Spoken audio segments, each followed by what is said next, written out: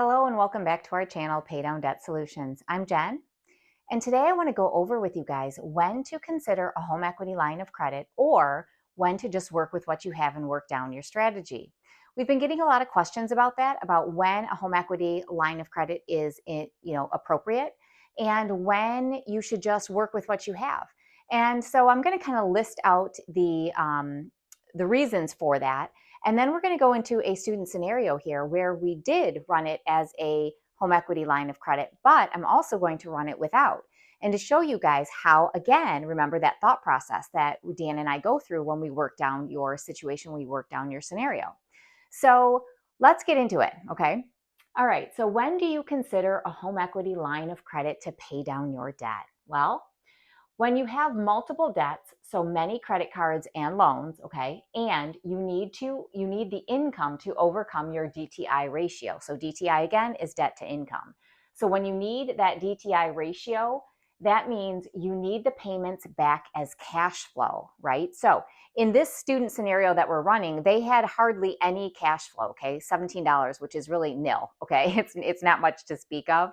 And so this is a good situation where they would really want to look at considering a home equity line of credit so that they can get back, okay, those payments that they're paying out as cash flow, right? So the cash flow would be really advantageous for them in this point, or in this case. So if you become overwhelmed, so another reason why you might want to do this is if you become overwhelmed by trying to manage like a split card strategy or the line strategies, like a split card strategy or split line card strategy. If that becomes overwhelming to you, then a lot of times taking and rolling your debts all into one, consolidating them into that line of credit, and then of course, working that down the velocity banking way. Because we know that's how we're going to win, is when we work it down with our income coming in and our expenses, again, working out, okay? Another reason would be when you have excellent equity in the home. So if you have equity in the home, that's a great way, a great option for you, okay? I personally love using home equity lines of credit. I also love the first lien lines of credit because, again, that mortgage, we know that those mortgages steal our wealth, right? And so if we can work down our entire mortgage and debts all in one, even better, you guys, because you will win with that. Without a doubt, you're going to win with that. So, when you have excellent equity in the home, that is another great time to consider a home equity line of credit. And when your credit score allows for a home equity line of credit too. So if you're sitting there with, a 660, 650, you're probably not going to look at a home equity line of credit because if you are granted one, which you may not be, then it's going to be at a higher interest rate. Okay, so I would stave off and hold out for maybe a better interest rate and work your strategy down with what you have until maybe you get a better score, right, from working it down the velocity way. So that would be another reason when you would want to consider a home equity line of credit. All right. But here's the thing that I want to talk to you guys about as well. And I'm not going to lecture you, right? Because nobody needs a lecture. You are where you are and you know you're there. And you don't need anybody telling you that you should run things differently, right? Okay. So here's what I'm going to say about that. When you use a home equity line of credit, it is not a free-for-all, is it? Right? So it's not a free-for-all. A home equity line of credit should be used to wipe out debt quickly. Okay. So it should be used to wipe out debt quickly and not to accumulate more debt. All right. So you want to use it for debt and mortgage debt to eliminate those. So if you have a bunch of debt going on and you also think you're going to, redo your kitchen or redo your bathroom or add on to your house, probably not a good idea to do that. Okay. So you want to take care of your debts first and foremost before you use it for other things like that. Hey man, at that point, it's totally up to you. If you want to then, once your debt is gone, go ahead and make a brand new kitchen for yourself, right? Get some extra furniture, buy a car, do all that stuff, go right ahead at that point. But let's take care of the debt first because you want to take care of what you have. You want to clean up your house first, right? You want to clean up that debt first and then go ahead and make those extra expenditures because at that point, if you're using the home equity to add on to your house, right? For an example, you'll be able to pay that down lickety split. It's not going to be a problem for you because you will have all of that purchasing power, right? You'll have all of the ability You'll have all of that back, those debts that you had will all be back as cash flow, and you won't have to worry about that. And you will pay it down so much faster because you've already learned how to run things through Velocity Banking, how to use income in and expenses out to get it paid down faster. All right. And again, everybody, we're all in the same boat, right? What these guys here have going on is like what all of you have going on, right? It's like what Dan and I have going on. The only thing they don't have that a lot of you guys have is, unbelievably, they don't have any car loans, right? So that's not something that they have. Their cars are bought and paid for. So that was something that they didn't have. All right, so let's take a look at their situation and let's talk about why we chose this, right? So number one, we chose it because they did have equity in the home. So their mortgage balance was at is at $210,589. Okay, their appraised value was $380,000, which means they were granted a home equity line of credit for $93,411, and that home equity line there is at, I believe, let me double check the interest rate on that. Hold on, guys. Okay, sorry about that. It was at a 10.375. I knew it was somewhere around 10 or 11, but I didn't want to mislead you. So it was, right in the middle, right? 10.375. Okay, so their home equity line of credit that they were able to get is 10.375, and they got $93,411. Okay, so what they have going on here is their income is $5,710. Their total expenses is $56.93, which leaves them with a cash flow of $17. So not a whole lot. Okay, so things feel tight. It's really tight for them, and they were really concerned. Okay. So we have a mortgage, and our mortgage payment is $1,262. It is a 30-year mortgage, by the way. And they have zero car debt, which I notated here. They have a loan out here for $40,621 at a $699 payment amount, okay? And that loan is at a 7.325%. It goes for 6 years, and their payback on that to term it out is $9,700, all right? Again, another amortized loan, right? Just like a mortgage. So then they have a personal line of credit. Okay, so we've got PLOC 1 and PLOC 2, and I'll just call this 1 and we'll call this 2 here. Sorry, I guess I should have denoted that, right? So PLOC 1 is $19,460. That is at a $421 payment. So $421 is their payment.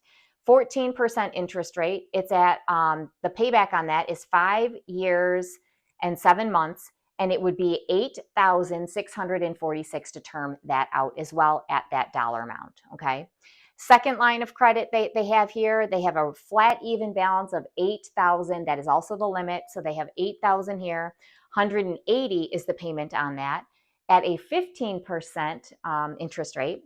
And this is 5 years and 6 months to pay that back at $3,750, okay? Then they have a Capital One card. It's at $8,065, and that is at $215 a month is their payment, and that is at 20%. It will take 5 years to term this out, and they will be paying back $4,697. Then they have American Express at $52.48, and $153 is the payment on that. That is 23%, 4 years, 9 months, so just about 5 years for $3,382. We have Discover, okay? Discover is at $71.62, so $7,162 at $203 payment. 22% is the interest on that at 4 years and 10 months, and we're looking at $4,471. Okay, so what does that mean for these guys? So what do things look like? Excluding their mortgage. Remember, I always exclude the mortgage until we're done with these debts, because that is when you need to take care of your mortgage. And when you're done with your debts, that's when you're going to chunk down and pay out that mortgage, okay? So we're going to exclude the mortgage here. We know that their debt payments right now are $34,646, and it'll take them 6 years to totally pay that off, okay? Their payments currently with this mortgage involved is $3,133. And the total debts, again, excluding that mortgage, is for $88,556. So that's quite a bit of debt that they have there, okay? So when we look at options, again, there are a couple things that are going to make a difference for you, right? And again, if we look at this list over here, okay, knowing that these guys in particular had a home that with some equity in it, they have decent credit scores. Their credit scores are 720, so they have a good credit score. On average, they average 720. And then the home equity line of credit that they were able to get was $93,411. All right. So when we pay all of this off, we're looking at $88,556, which is what we did. Now, why did I take it that high? Why? I took it that high because when we pay these off, we still have these two lines of credit for a what if scenario, okay? So we have those lines of credit out there. We're not closing them out. They're just going to sit at zero. So we're going to leave that, and I was okay with, and they were okay with taking it up to $88,556. So we did, okay? And again, we took their entire income, which is $5,710. And the reason, again, that we can take the entire income when working with something like a home equity line of credit or a personal line of credit, because you can then use all of that money because it's tied to your checking account. So when your direct deposit comes into that checking account, okay, you're going to then use all of that money to then slap down on that home equity line of credit. But because there's a link there, okay, when you have bills due or when you go to pay for things, you then can use your debit card and it's going to draw again from that line of credit and it's going to cover those monthly charges, all right? So again, a lot of you say, well, that seems counterintuitive, right? Why wouldn't you just leave the money in the checking account that you know you owe?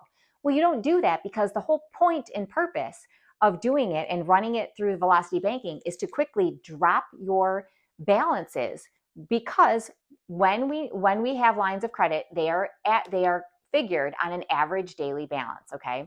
So when you have a high balance and then you drop it, okay, so that low balance, your interest rate then lowers and you're never going to pay this 10.375 if you're running it properly, okay, which is what they're doing.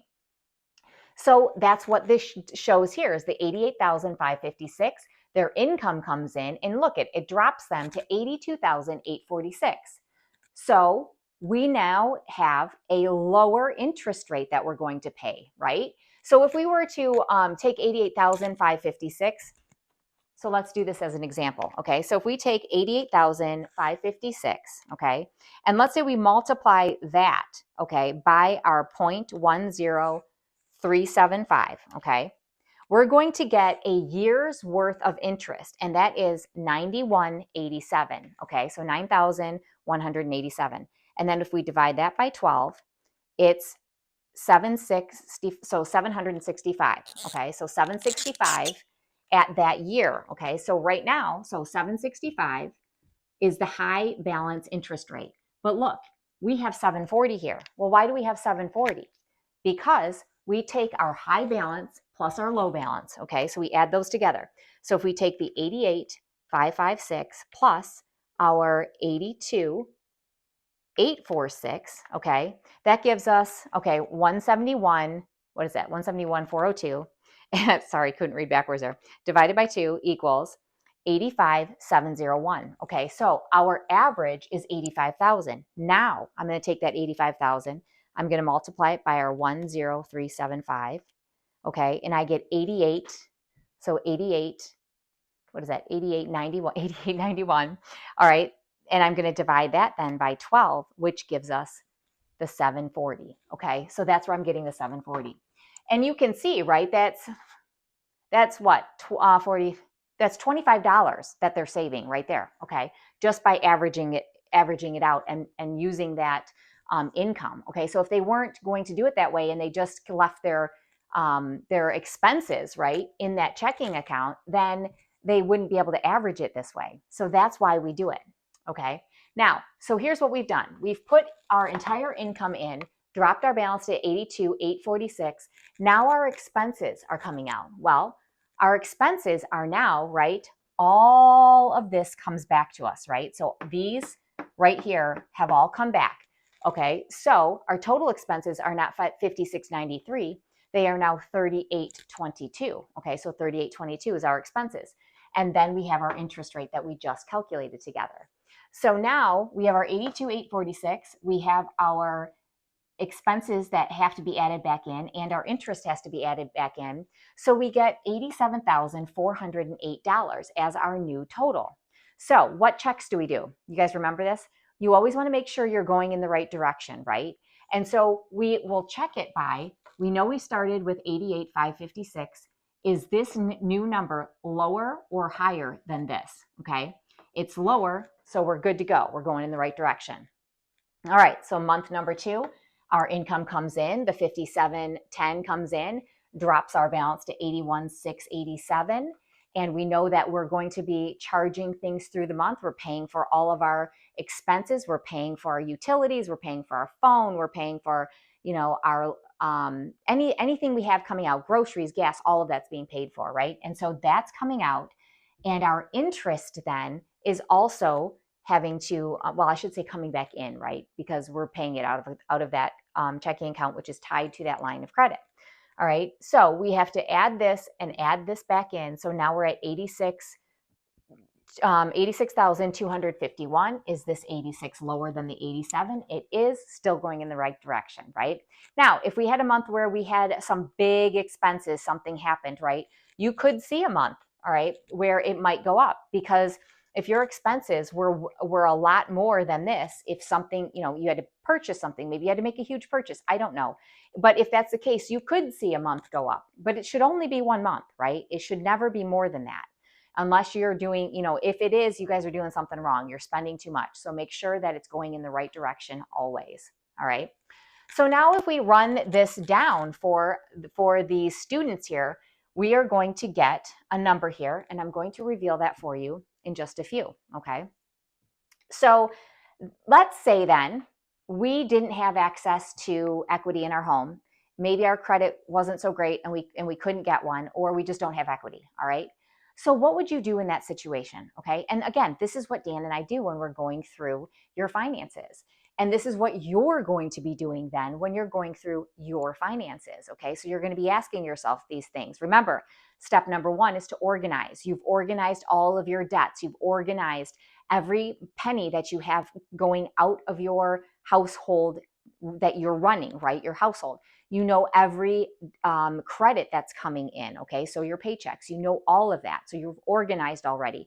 Now you're on the you're on the identify stage, where you're identifying what your debt tool is, your debt weapon is going to be, right? So which line of credit you're going to use. And then you're also identifying what strategy you're going to use, okay? So this is what we're doing. We're identifying at this point. So we've identified that we can't use a home equity, right? Because we don't have either equity in the home, or our score isn't good enough, or whatever. Or maybe any one of those, I guess, okay? Or you're renting, maybe you're renters and you don't have access to a home equity, right? So in that case, we're going to take their same numbers and we're going to look at it, okay? So they have a loan, they have 2 personal lines of credit, they have a Capital One, American Express, and Discover, okay? Same situation they were in, right?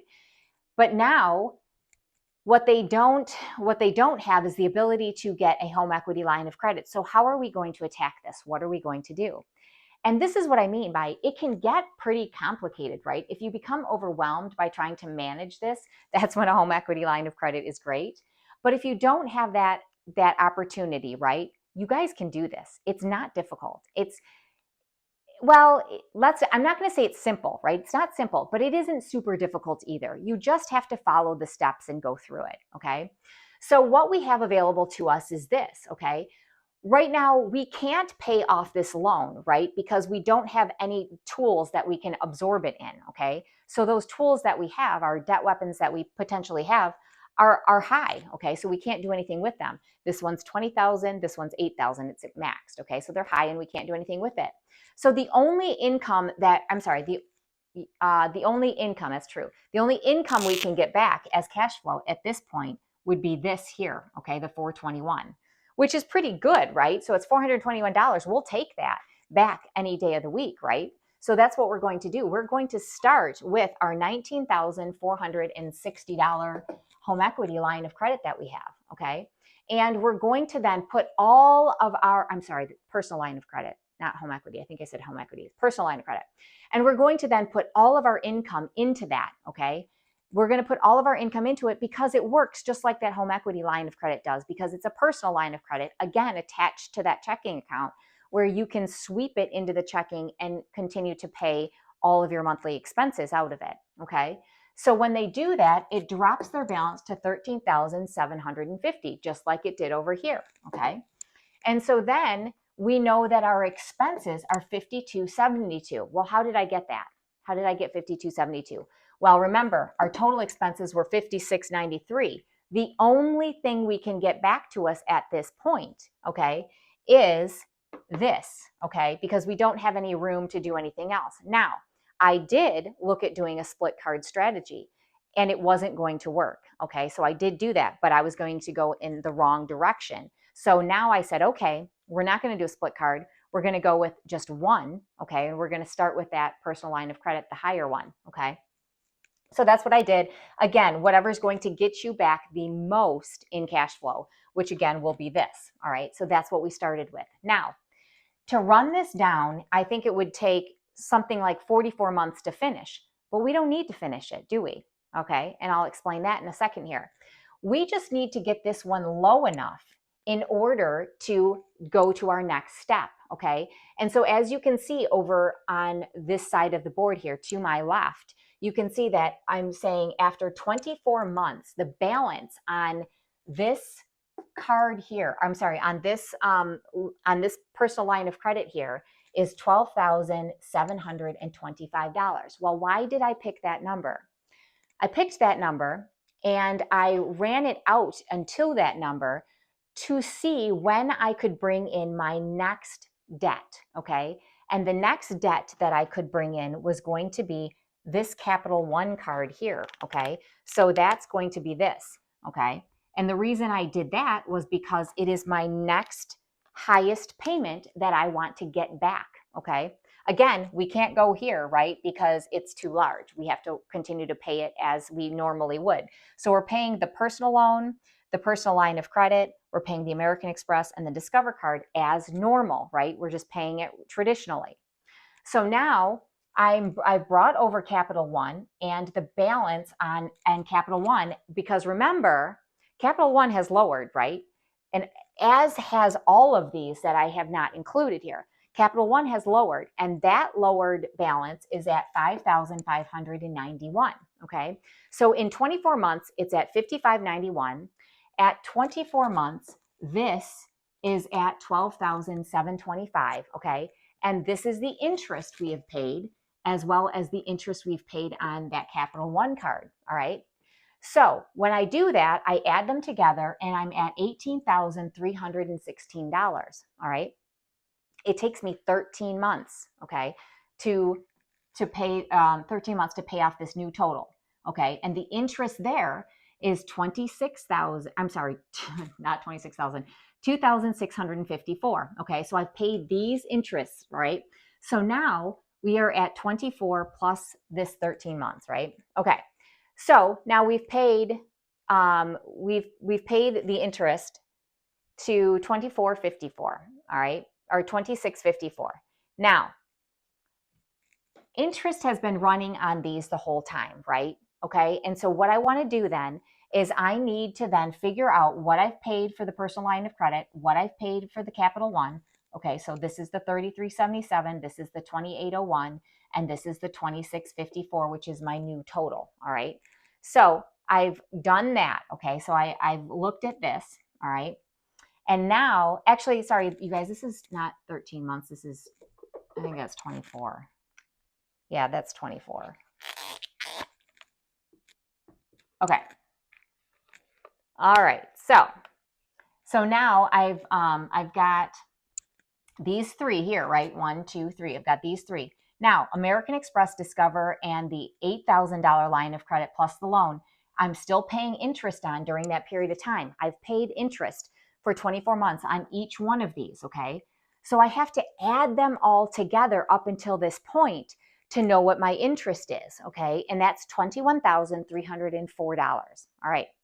Now, hold that thought for a second, right? Because we've paid off these two balances, right? We've paid off our line of credit and we've paid off our Capital One because we put them together. So that is paid off. We still have balances left, and those total $43,173 after 2 years. Okay, so we still have $43,000. So we're about halfway there, maybe a little more. Okay, so we're halfway there. So what do we do at this point, right? So we can't fit $43,000 in anything, can we?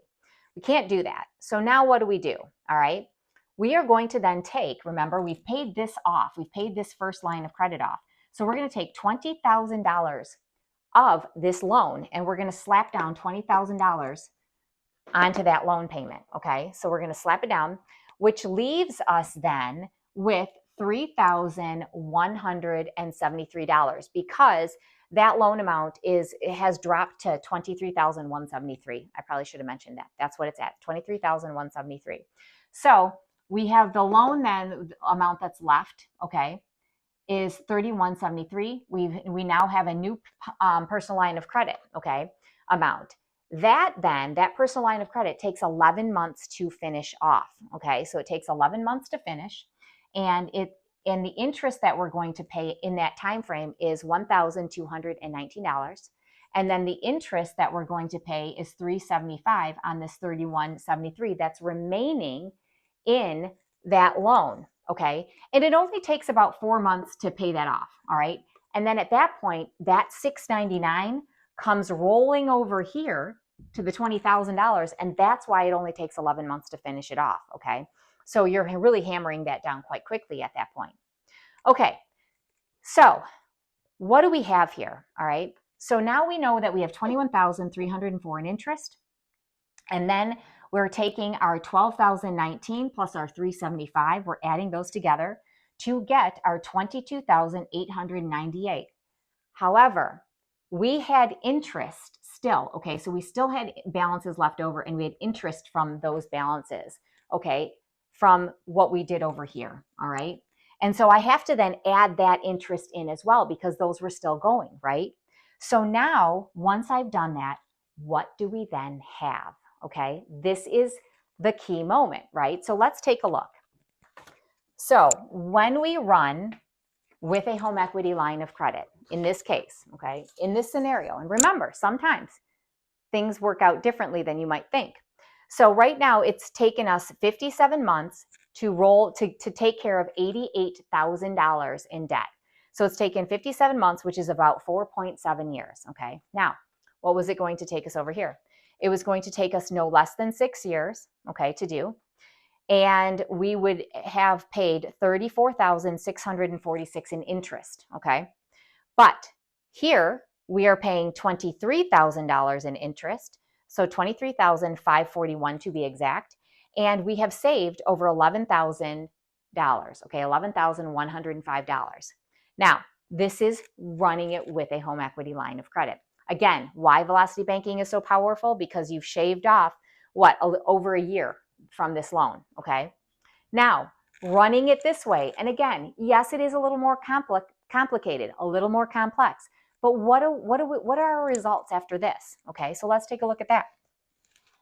So when we look at this here is what we have, okay? This has taken us 4.9 years, so almost 5 years. Again, this was no less than 6. We then spent $27,575 in interest versus the $34,646, which means you've saved $7,071, okay? So either way, you guys win when you do velocity banking.